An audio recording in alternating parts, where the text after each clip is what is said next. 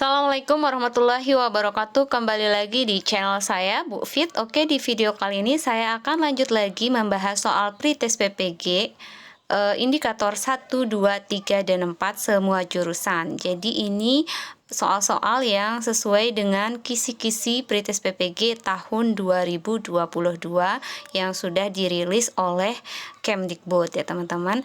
Nah, kalau saya lihat untuk kisi-kisi pretest PPG tahun 2002 ini itu mirip dengan kisi-kisi UP atau uji pengetahuan PPG di tahun sebelumnya ya teman-teman. Dan sekarang saya akan share soal-soal yang berkaitan dengan indikator 1, 2, 3, dan 4. Untuk indikator berikutnya akan saya bahas di video berikutnya. Ini dia soalnya. Oke teman-teman, kita mulai dengan indikator pertama ya. Indikator pertama dari soal pretest PPG tahun 2022 itu adalah menunjukkan kesetiaan, kepedulian, dan penghargaan yang tinggi terhadap bahasa, lingkungan fisik, sosial, budaya, ekonomi, dan politik bangsanya dalam mendidik, mengajar, membimbing, dan mengarahkan, melatih, menilai, dan mengevaluasi peserta didik. Soalnya adalah yang pertama, Pak Rere mendapat amanah untuk membacakan teks pembukaan Undang-Undang 1945. Di waktu yang bersamaan, sang istri melahirkan. Sikap Pak Rere adalah A. Memilih untuk menemani sang istri daripada menjalankan tugas untuk membaca pembukaan Undang-Undang 1945. B. Melaksanakan tugas untuk membaca Undang-Undang 1945 terlebih dahulu dan mendampingi istrinya kemudian. C. Melimpahkan tugas amanah kepada teman sejawat dan menemani sang istri di rumah sakit. D. Melaksanakan tugas untuk membaca Undang-Undang 1945 dan menyerahkan sang istri kepada keluarga dan tim medis untuk mengurusnya. E. Menjalankan tugas negara adalah tanggung jawab yang tidak dapat dilalaikan dan tanggung jawab keluarga dapat dilimpahkan kepada keluarga. Oke, di sini teman-teman jawaban yang tepat itu adalah B ya teman-teman. Melaksanakan tugas untuk membaca Undang-Undang 1945 terlebih dahulu, baru kemudian setelah itu mendampingi istri ya. Jadi di sini sesuai indikatornya ya, ini kita harus menunjukkan kesetiaan kita ya kepada bangsa ya dalam mendidik, mengajar, membimbing, mengarahkan serta mengevaluasi peserta didik seperti itu. Jadi jawaban yang tepat di sini kita jika ditugaskan untuk membaca teks pembukaan undang-undang maka melaksanakannya terlebih dahulu, baru setelah itu melakukan hal yang lain. Oke, soal berikutnya soal nomor 2. Ini masih indikator pertama ya teman-teman, soal nomor 2. Sikap menghormati dan menghargai pemeluk agama lain melakukan ibadah merupakan bentuk pengamalan Pancasila. Sila ke A. Ketuhanan yang Maha Esa. B. Kemanusiaan yang adil dan beradab. C. Persatuan Indonesia. D. Keadilan sosial bagi seluruh rakyat Indonesia.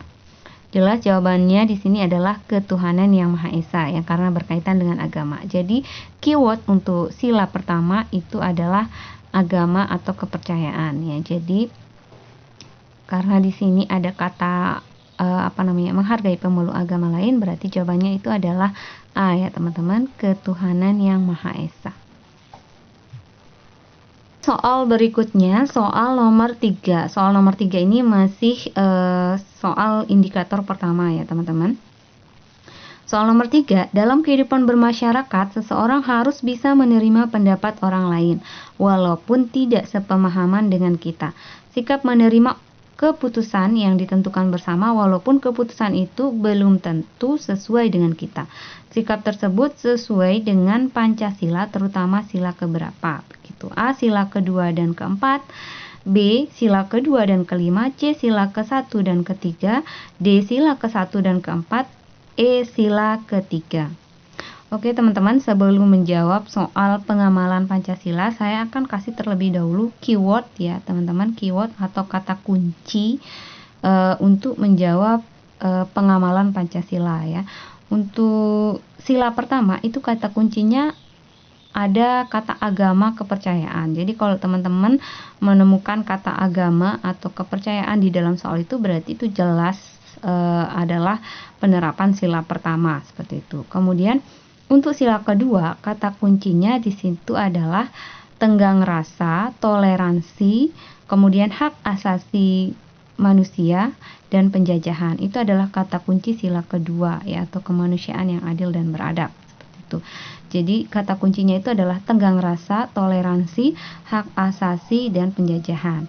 Kemudian untuk sila ketiga kata kuncinya itu adalah cinta tanah air, kemudian lambang negara, kemudian olahraga, budaya, dan kesenian atau sejarah. Itu adalah kata kunci dari sila ketiga ya teman-teman. Jadi kalau teman-teman menemukan soal ada kata cinta tanah air, kemudian lambang negara, olahraga, budaya, kemudian kesenian atau sejarah, itu adalah sila ketiga ya teman-teman. Kemudian untuk sila keempat, kata kuncinya di sini adalah demokrasi, politik, gotong royong, musyawarah, mufakat.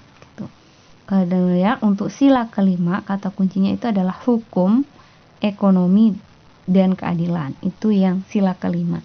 Nah, di sini di soal yang nomor 3 ini, teman-teman, saya garis bawahi ya, ada kata menerima pendapat orang lain walaupun tidak sepemahaman dengan kita. Kata menerima pendapat orang lain berarti di sini ada toleransi ya, teman-teman. Ada toleransi antar sesama. Yang menerima pendapat orang lain. Berarti di sini jelas itu adalah penerapan dari sila kedua ya.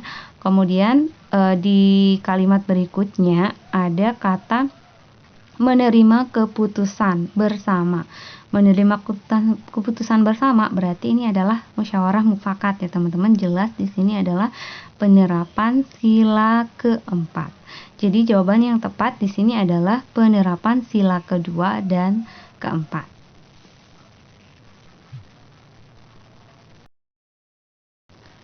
Oke, soal berikutnya, soal keempat, ini masih indikator pertama ya. Soal keempat, bangsa Indonesia kaya akan sumber daya alam dan tidak dimiliki oleh bangsa lain. Untuk itu, kita patut bersyukur kepada Tuhan sebagai anugerah terbesar.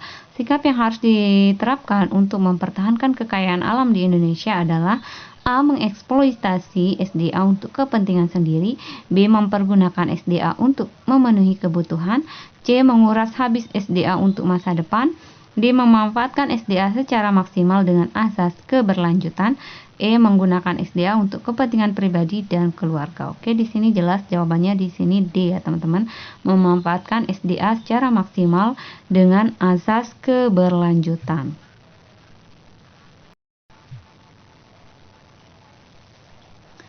Oke, selanjutnya untuk indikator kedua ya teman-teman. Indikator kedua di soal Prites PPG, di kisi-kisi Prites PPG tahun 2022, yakni mempertahankan persatuan, kesatuan, serta kepentingan dan keselamatan bangsa dan negara sebagai kepentingan bersama di atas kepentingan pribadi dan golongan dalam mendidik, mengajar, membimbing, mengarahkan, melatih, menilai, dan mengevaluasi peserta didik. Oke, soalnya adalah yang pertama, perhatikan pernyataan berikut. 1. Negara RI memperlakukan warga negaranya sama di depan hukum. 2. Negara RI mengutamakan rakyat kecil di depan hukum. 3. Kekuasaan lebih utama daripada hukum. 4. Menyerahkan kasus pelanggaran hukum kepada lembaga kehakiman. 5. Semua kasus pelanggaran hukum oleh warga negara dapat diselesaikan dengan kekuasaan. Pertanyaannya adalah yang merupakan bentuk perlakuan negara RI terhadap warga negaranya di dalam hukum berdasarkan Undang-Undang 1945 adalah, di sini jawabannya jelas 1 dan 4 ya teman-teman. 1 itu negara RI memperlakukan warga negaranya sama di depan hukum, iya. Kemudian yang 4 itu menyerahkan kasus pelanggaran hukum kepada lembaga kehakiman, benar ya. Sedangkan yang nomor 2, 3, dan 5 itu tidak sesuai ya teman-teman. Nomor 2 sendiri itu negara mengutamakan rakyat kecil. Jadi tidak hanya rakyat kecil, jadi semua rakyat ya. Kemudian yang ketiga, kekuasaan lebih utama. Salah ya. Dan yang kelima, semua kasus pelanggaran hukum oleh warga dapat diselesaikan dengan kekuasaan. Ini juga salah. Jadi yang tepat itu adalah 1 dan 4 ya. Negara memperlakukan warga negaranya sama di depan hukum. Kemudian yang keempat, menyerahkan kasus pelanggaran hukum kepada lembaga kehakiman. Oke, jawabannya B ya teman-teman.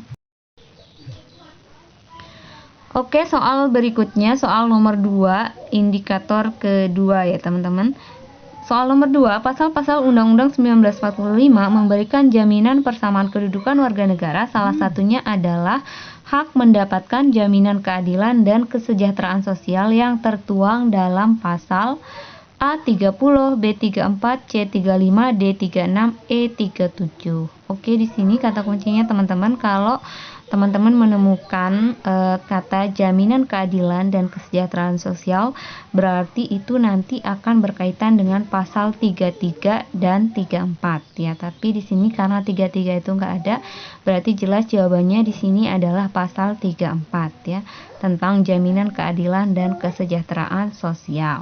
Kemudian kalau pasal 30 itu adalah tentang pertahanan negara dan keamanan negara ya teman-teman. Jadi nanti kalau teman-teman menemukan kata pertahanan negara dan keamanan negara, berarti itu adalah pasal 30. Kemudian yang ke C 35, kalau pasal 35 itu tentang bendera negara Indonesia ya teman-teman. Kalau yang ke D pasal 36, pasal 36 itu sendiri tentang bahasa Indonesia. Kemudian yang ke E37, pasal 37 itu tentang perubahan Undang-Undang Dasar ya teman-teman. Jadi jelas sudah jawabannya di sini adalah B34 ya. Oke, soal berikutnya soal nomor 3.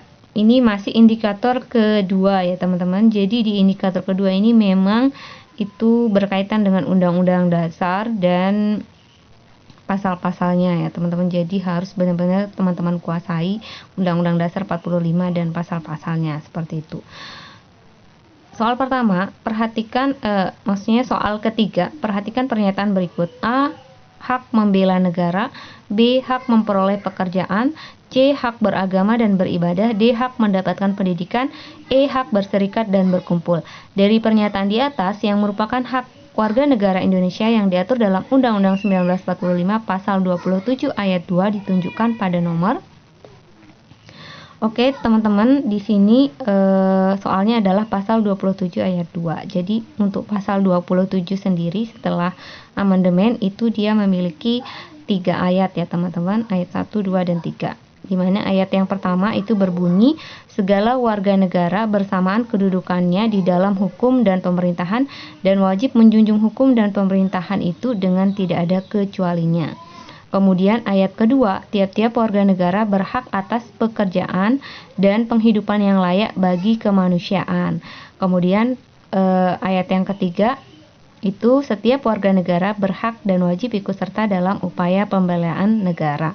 Jadi di sini di soal itu adalah tentang pasal 27 ayat 2, yakni tiap-tiap warga negara berhak atas pekerjaan dan penghidupan yang layak bagi kemanusiaan. Jadi di sini jelas jawabannya itu adalah yang B ya teman-teman, yakni hak memperoleh pekerjaan.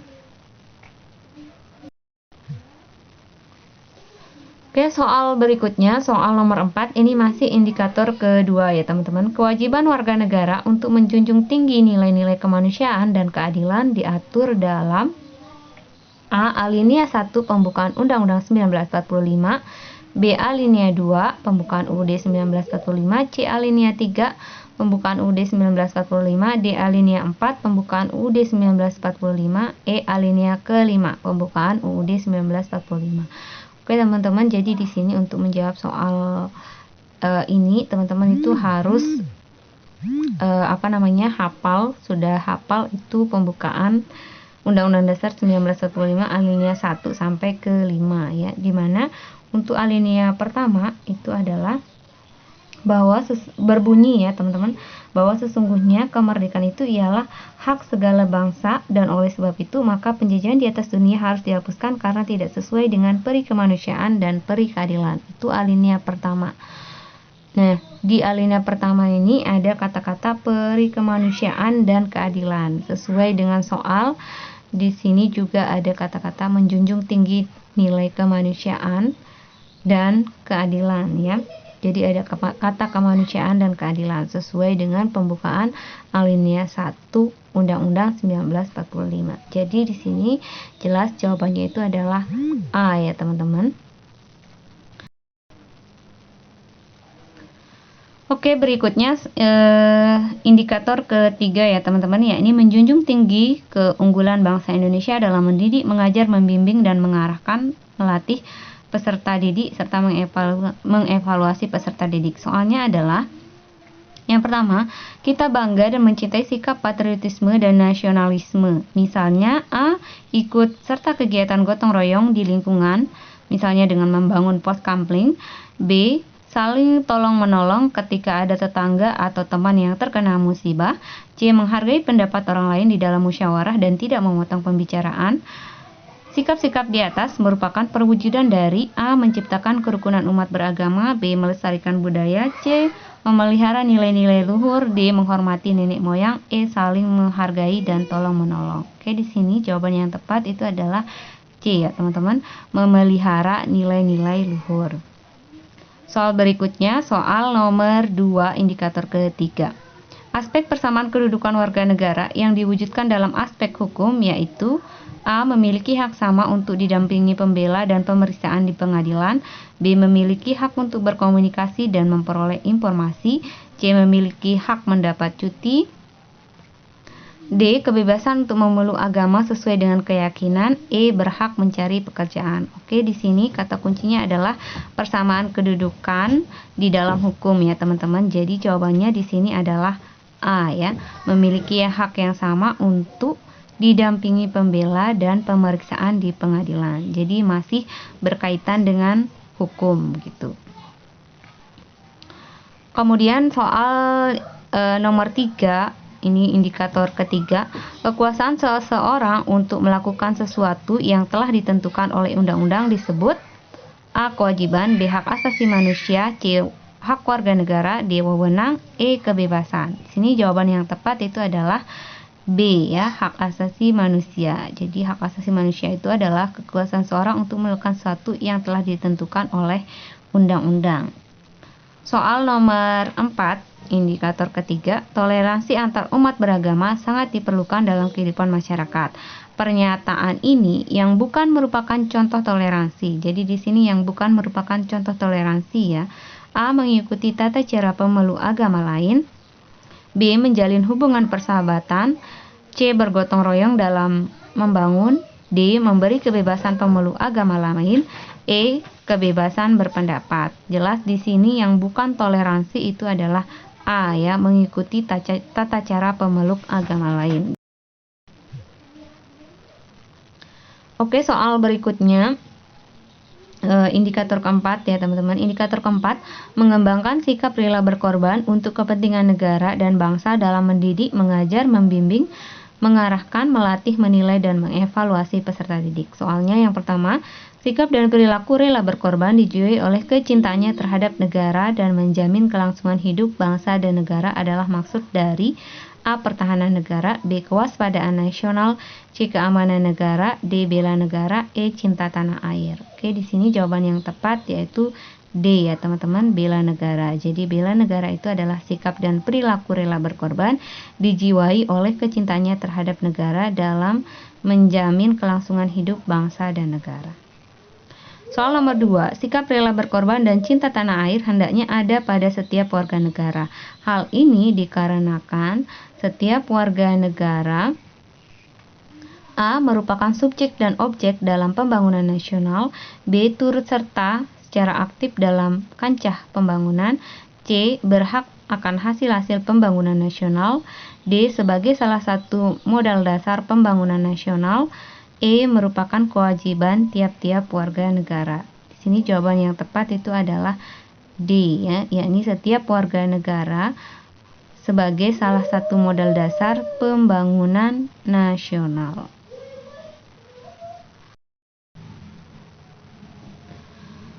Oke, soal berikutnya, soal ketiga indikator keempat, bangsa Indonesia memiliki adat istiadat, nilai-nilai kesopanan yang berbeda dengan bangsa lain.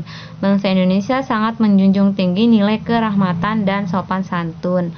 Hal tersebut merupakan salah satu bukti perwujudan Pancasila sebagai A. Pandangan hidup bangsa. B. Dasar negara. C. Perjanjian luhur bangsa. D. Kepribadian bangsa. E. Keikhlasan. Di sini jawaban yang tepat itu adalah D ya teman-teman, kepribadian bangsa. Jadi kata kuncinya itu adalah di nilai kesopanan ya. Jadi kalau udah berkaitan dengan nilai kesopanan itu berarti Pancasila sebagai kepribadian bangsa, seperti itu. Adapun untuk pandangan hidup, kata kuncinya bisa teman-teman lihat di sini.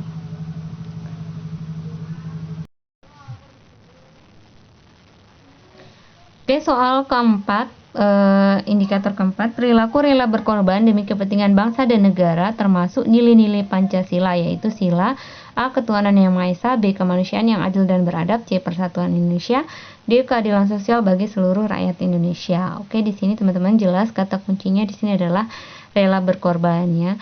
Berarti di sini itu termasuk pengalaman Pancasila sila ketiga, yakni persatuan Indonesia ya, cinta tanah air atau rela berkorban. Oke, jawabannya jelas ini adalah C.